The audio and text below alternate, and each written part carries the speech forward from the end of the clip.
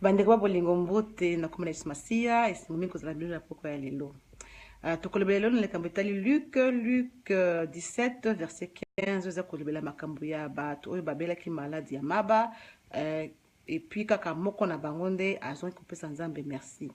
Likambo elinga na motema na yebi te poso nyonso Nzambe atina kati ya motema na ngai likambo ya kopesa ye merci na makambo ezosala mpona biso mais tozo perdre plus baton na biso na kotala oyo azosala te. Bandeko na kombo na Yesu vraiment ezali important toyebaki ntango tozala mokana bomoi na biso na ntongo Nzambe nde azosala bikama mpona biso topesa ye toujours merci. Lelo nazwaki na pokwa epa na ngai nakuti mwana ngai moke